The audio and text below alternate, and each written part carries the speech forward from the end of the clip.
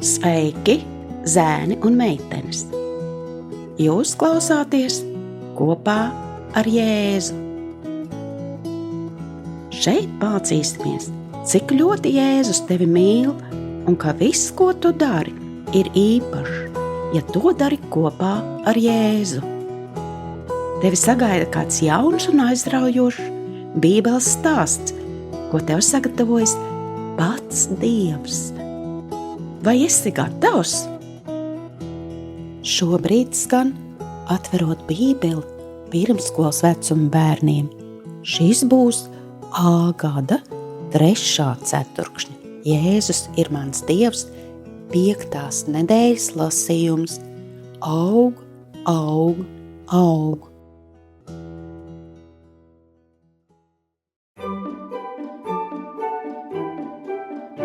Trešdiena. Templī. Marija, Jāzeps un Jēzus beidzot sasniedza Jeruzalemi. Tā bija tik skaista, viņi bija tik laimīgi, ka var te būt un pielūgt Dievu. Pirms daudziem gadiem ķēniņš Dāvids bija uzrakstījis svētceļniekiem dziesmu, ko dziedāt, ierodoties pielūgt Dievu. Kā varens koris, ceļnieku pulks, kopā ar Jēzu priecīgi dziedāja. Iesim tā kunga namā, mūsu kājas te nu stāv tavos vārtos Jeruzaleme. Jeruzaleme, tu, kas atkal par pilsētu no jauna uzcelta, kas sevī cieši noslēgta un visapkārt nostiprināta. Psalmi 122, 1-3. Pasās svinības bija sākušās. Cik īpašs laiks tas bija Jēzum. Pirmo reizi viņš redzēja templi, un pirmo reizi viņš redzēja priestarus pienesam Dievam grēka upuri. Jēzus visu vēroja ļoti uzmanīgi. Vērojot, kas notiek templī, viņš saprata, ka tas viss ir saistīts ar viņu. Viņš būs upuris, tas, kurš nes pasaules grēku. Jāņa 1:29. Sinagogā Jēzus atrada skolotājus un farizējus un klusi apsēdās pie viņu kājām. Viņš klausījās to vārdos un tad sāka uzdot jautājumus. Viņš uzdeva dziļus un sarežģītus jautājumus par gaidāmo glābēju. Skolotāji un farizēji skatījās uz viņu un bija neizpratnē. Kas bija šis zēns? Tas nebija viens no viņu skolniekiem. Kur viņš bija tik daudz iemācījies par rakstiem?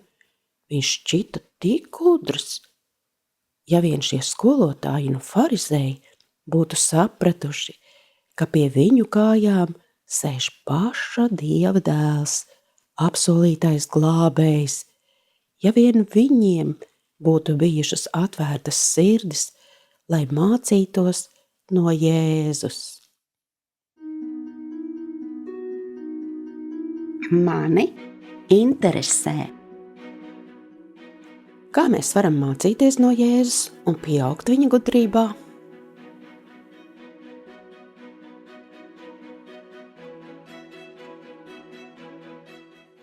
Kā teikts mūsu atmiņas pantā, kāds Jēzus arvien vairāk un vairāk kļuva, viņš pieņēmās tieši tā, gudrībā, augumā un piemīlībā. Šodien lasījām, cik gudrs viņš patiešām bija par Bībeli, svētajiem rakstiem. Vai zini, ja tu čakli mācīsies, arī tu vari jau tagad, bērnībā, kļūt arvien gudrāks par Dieva lietām. Lai šodien, kad dziedāsim atmiņas panta dziesmiņu, tā ir kā tava lūgšana Dievam, kaut arī tu vari kļūt arvien līdzīgāks Jēzum.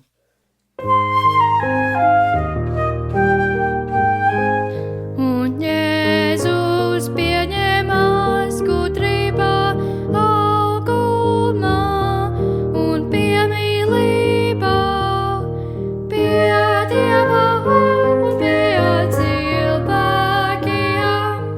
Lukas 2:52.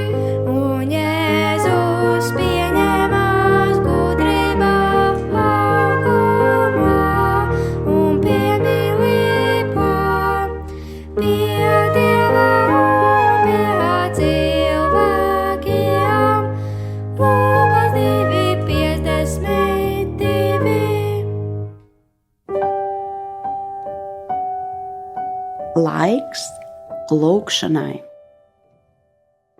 Paldies Tev, Dievs, par Tavu gudrību, ka Tu visu esi radījis vislabākajā veidā. Paldies, ka Tu māci mums iet taisnus ceļus un pieņemt labus lēmumus, kas mums nāk par labu. Paldies Tev par gudro vadību mūsu dzīvē. Tavā vārdā. Āmen.